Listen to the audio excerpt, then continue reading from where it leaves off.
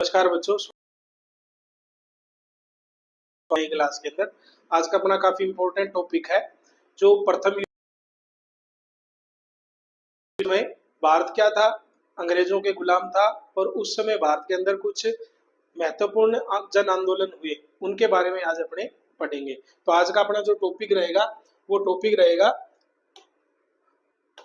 प्रथम विश्व युद्ध के दौरान जो राष्ट्रीय आंदोलन जो हुए हैं उनके बारे में अपना क्या रहेगा, ये टॉपिक रहेगा। काफी इंपॉर्टेंट अपना टॉपिक आज वाला है। प्रथम विश्व युद्ध के दौरान कुछ राष्ट्रीय जो आंदोलन हुए उस समय उनके बारे में अपने क्या करेंगे, इसके अंदर जानकारी लेंगे। तो इसका देखो, प्रथम विश्व युद्ध जब भी हुआ तो उसके समय भारत क्या था, अंग्रेजों का गुलाम था।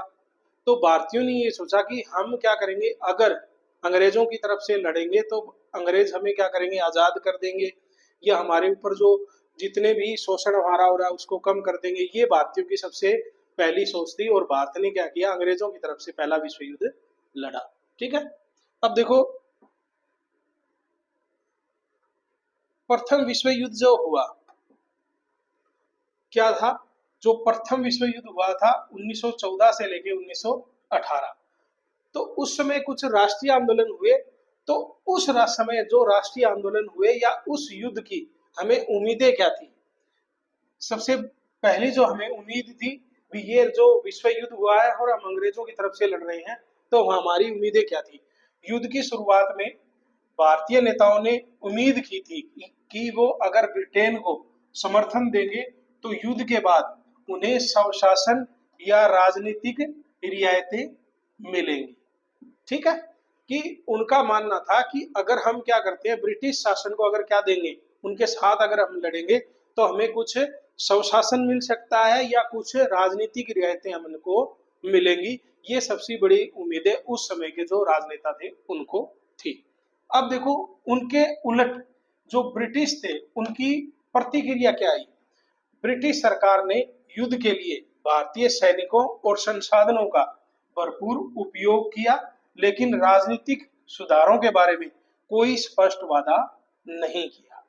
ठीक है, अब देखो अंग्रेजों ने क्या किया, जो भारतीय सैनिक थे और जो भारतीय संसाधन थे उसका बहुत ज्यादा उन्होंने क्या किया, उपयोग किया, लेकिन कोई स्पष्ट निर्देश या उनको कोई स्पष्ट जवाब भारतीयों को नहीं दिया कि हम अगर ये युद्ध जीतते हैं या आप हमारी तरफ से लड़ते हो तो आपको ये चीजें मिलेंगी। अब उसका देखो भारतीयों को परिणाम क्या मिला, क्या हुआ। 1914 से लेकर 1918 तक जो प्रथम विश्व युद्ध हुआ था, भारतीयों ने किसके तरफ से लड़े, जो भारतीय थे वो ब्रिटिश शासन की तरफ से लड़े। तो भारतीयों को कुछ उम्मीदें थी, उन उम्मीदों का उनको परिणाम क्या मिला। इस स्थिति में भारतीयों को निराशा और असंतोष क्या किया, पैदा किया, जिससे कई नए आंदोलनों ने क्या लिया, जन्म लिया। क्योंकि भारतीयों का मानना ये था कि अगर हम क्या करेंगे, ब्रिटिश सत्ता की तरफ से लड़ेंगे तो हमने को कुछ रियायतें मिलेंगी या स्वशासन मिल सकता है।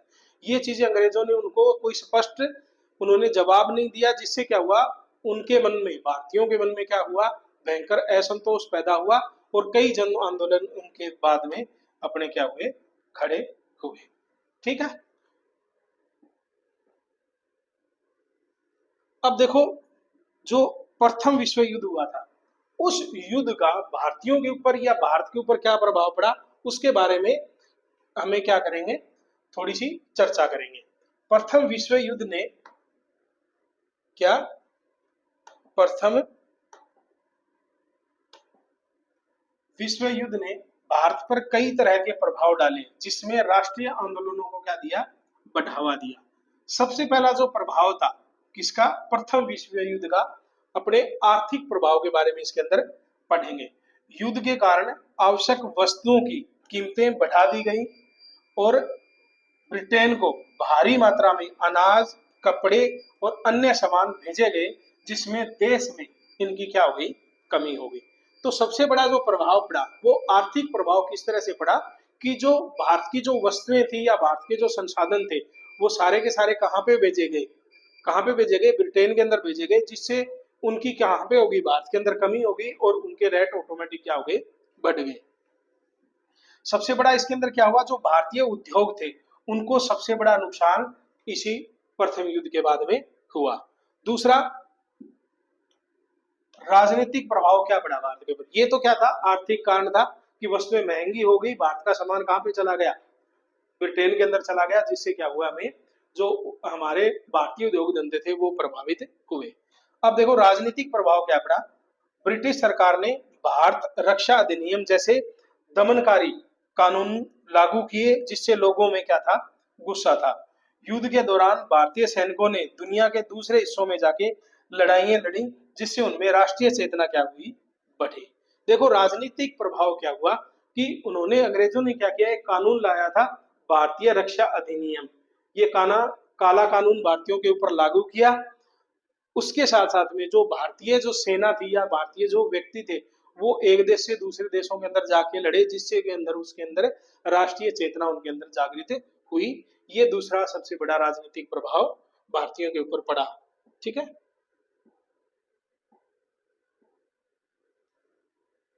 कुछ आंतरिक प्रभाव भी भारतीयों के पड़ा। युद्ध के कारण भारतीय राष्ट्रीय कांग्रेस के नरम दल और गरम दल क्या हो गए, एक साथ इससे साथ में जुड़ गए। क्योंकि जो अधिवेशन हुआ था उसके अंदर क्या हुआ था, 1905 के अंदर कांग्रेस क्या हो गई, दो भागों में विभाजित हो गई थी, गरम दल और नरम दल। इसी जो प्रथम युद्ध का जो समय था, उस समय ये दोनों दल एक साथ क्या हो गए, गरम दल और नरम दल एक साथ क्या हो गए, जुड़ गए इस। ठीक है। दूसरा, जो मुस्लिम लीग थी और कांग्रेस के बीच में भी क्या हुआ, इस समय सहयोग बढ़ा और दोनों ने क्या हुआ, मिलकर भारतीय जो स्वतंत्रता थी उसके लिए उन्होंने काम किए। तो ये भी कुछ समान प्रभाव पड़े, आंतरिक प्रभाव इसको बोल सकते हैं कि जो भारतीय राष्ट्रीय कांग्रेस थी उसके दोनों दल, गरम दल और नरम दल साथ आ गए, और कांग्रेस मुस्लिम लीग भी इसी के साथ है, इसी समय में दोनों साथ आई। ये सबसे बड़े इनके अंदर आंतरिक प्रभाव उस समय पड़े। अब देखो थोड़ा सा अपने कांग्रेस और मुस्लिम लीग की एकता। जो 1916 में क्या हुआ, लखनऊ अधिवेशन हुआ था, उसके अंदर अंबिका चरण मजूमदार उस समय क्या थे, अध्यक्ष थे। और इस समय सबसे बड़ा काम क्या हुआ कि जो कांग्रेस के दो बड़े जो दल थे, गरम दल और नरम दल, दोनों क्या हो गए, इस अधिवेशन के अंदर साथ में काम किया।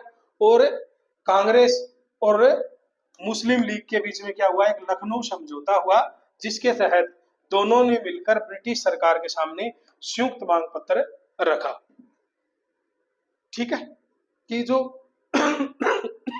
लखनऊ अधिवेशन हुआ था उसके अंदर दो सबसे बड़े काम हुए।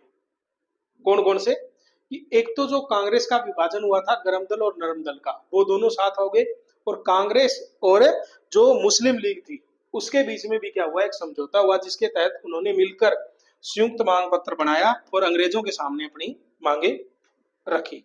ठीक है।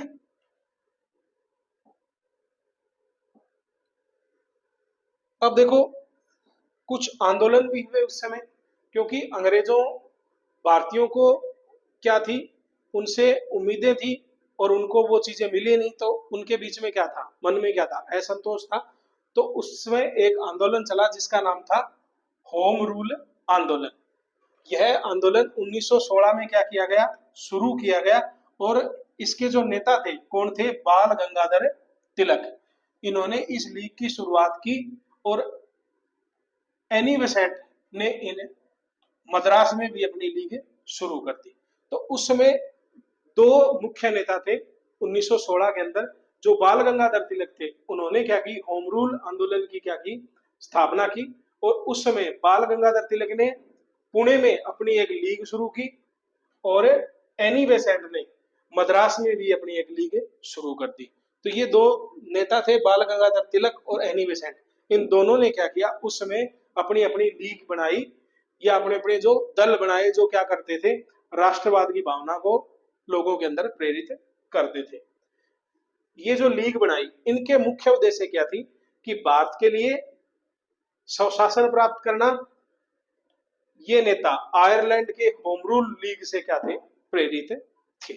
जो आयरलैंड थे उसके अंदर आंदोलन चला था जिसका नाम था होम रूल लीग, उसी से प्रेरित होके जो बाल गंगाधर तिलक है और एनी बेसेंट है, उन्होंने अपनी अपनी लीग बनाई और उनका जो सबसे दोनों का मुख्य उद्देश्य क्या था? क्या था मुख्य उद्देश्य? भारत के लिए स्वशासन को क्या करना? प्राप्त करना। जो भारत है उसके लिए क्या प्राप्त करना? स्वशासन। उनका खुद का क्या हो, यहाँ पे शासन हो, तो उनका मुख्य उद्देश्य यही था दोनों का। अब उन्होंने देखो कार्य क्या क्या किए। उन्होंने जगह जगह पे क्या की? सभाएं की, सम्मेलन आयोजित किए, अखबारों और पंपलेटों में स्वशासन के विचारों को फैलाया और आम जनता को राजनीति में लाने का महत्वपूर्ण भूमिका इन्होंने निभाई। जो उस समय ये आंदोलन चले थे, श्री एनी बेसेंट और बाल गंगाधर तिलक, इन्होंने क्या किया कि हर माध्यम से उन्होंने जगह जगह पे क्या की? सुविधाएं, सभाएं की, अधिवेशन किए, पंपलेट बांटे, अखबार बांटे और आम जनता को किससे जोड़ा? इस आंदोलन से जोड़ा। और मुख्य उद्देश्य उनका यह था, भारत के लिए स्वशासन उन्होंने प्राप्त करना। तो मुख्य उद्देश्य दोनों का क्या था? स्वशासन प्राप्त करना। तो इन दोनों ने क्या किया? मिलकर एक काम किया। बाल गंगाधर तिलक ने पुणे में और मद्रास के अंदर एनी बेसेंट ने ये उन्होंने खुद की लीग स्टार्ट की। तो ये प्रमुख आंदोलन थे उस समय जो युद्ध हुआ था, प्रथम विश्व युद्ध।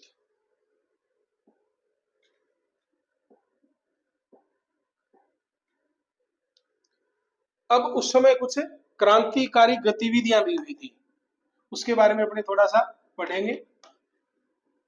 सबसे पहली जो क्रांतिकारी गतिविधियों में आती है गदर पार्टी। 1913 में सैन फ्रांसिस्को अमेरिका में इसकी क्या हुई? स्थापना हुई। और इसके जो नेता थे उसका नाम था लाला हरदयाल और सोहन सिंह बकाना। जो गदर पार्टी थी 1913 में सैन फ्रांसिस्को अमेरिका में एक पार्टी बनाएगी जिसका नाम क्या था? गदर पार्टी। और उसके नेता कौन थे? लाला हरदयाल और सोहन सिंह बकाना। ये दोनों नेता थे इस पार्टी की स्थापना करने वाले। इनका देखो उद्देश्य क्या था? विदेशों में रहकर भारत में सशस्त्र क्रांति के लिए समर्थन जुटाना। देखो इनका मानना यह था कि बाहर रहकर भी भारत के अंदर जो सशस्त्र क्रांति है उसको लाने के लिए जो समर्थन है वो जुटाने का काम ये पार्टी करती थी, जिसका नाम था गदर पार्टी।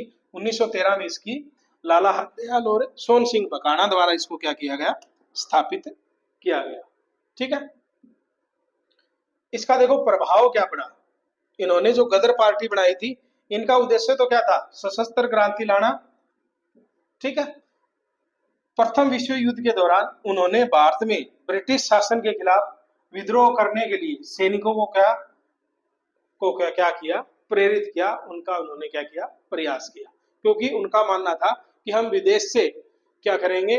जो समर्थन है, बाहरी देशों का समर्थन जुटाना उनका क्या था? मुख्य उद्देश्य था। और जिसकी स्थापना भी 1913 में कहां पे की गई? अमेरिका के अंदर इसकी स्थापना की गई, जिसका नाम था गदर पार्टी। उसके बाद में कुछ अन्य गतिविधियां भी उस समय हुई थी। बर्लिन में भारतीय स्वतंत्रता समिति की क्या की गई? स्थापना की गई। राजा महेंद्र प्रताप द्वारा प्रथम निर्वासित सरकार काबुल के अंदर स्थापित की गई। तो ये कुछ अन्य गतिविधियां भी थी उस समय जो युद्ध हुआ था, प्रथम युद्ध हुआ था, उसके बाद में ये कुछ गतिविधियां, क्रांतिकारी गतिविधियां उस समय हुई थी। उसके बारे में देखो मेन तो क्या है?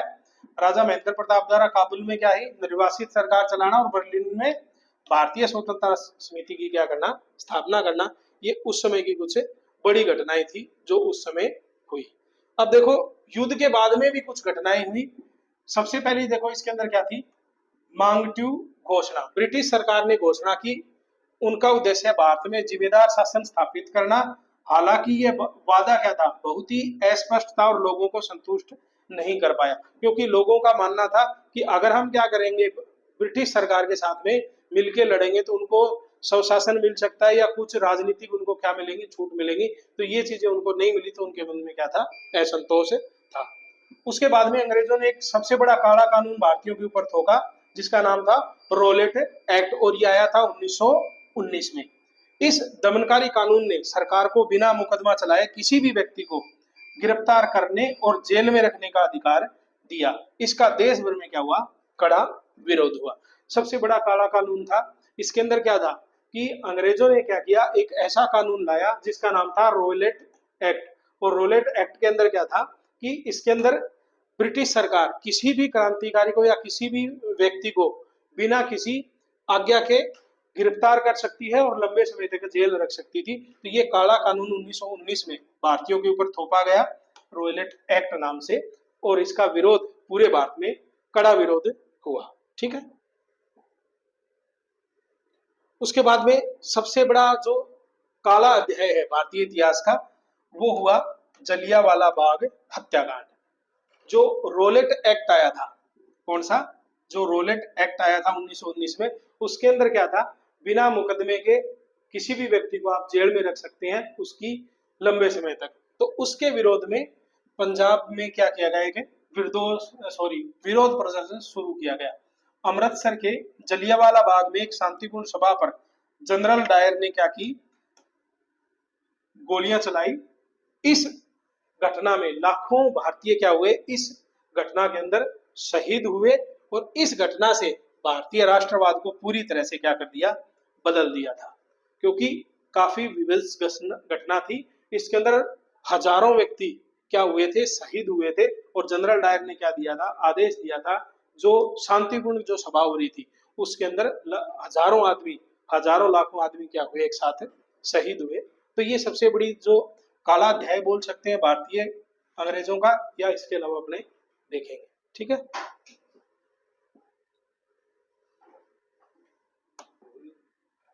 अब उसके बाद में जो प्रथम विश्व युद्ध हुआ, उसके बाद में जितने भी आंदोलन हुए उससे कुछ निष्कर्ष निकला और अपने को फायदे हुए।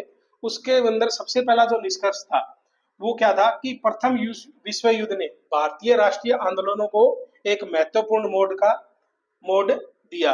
उसके बाद में उदारवादी तरीकों को अप्रभावी साबित किया और लोगों ने सक्रिय प्रतिरोध के लिए प्रेरित किया। क्योंकि इससे पहले जो नरम दल के नेता थे वो याचना से क्या कर रहे थे, अपनी मांगों को मनवा रहे थे, लेकिन इन विरोधों से क्या हुआ, उस प्रक्रिया को क्या किया, उन्होंने प्रभावित किया, और सबसे बड़ा इसके अंदर ये काम हुआ। ठीक है। तो अगली क्लास में मिलते हैं नए टॉपिक के साथ में। धन्यवाद।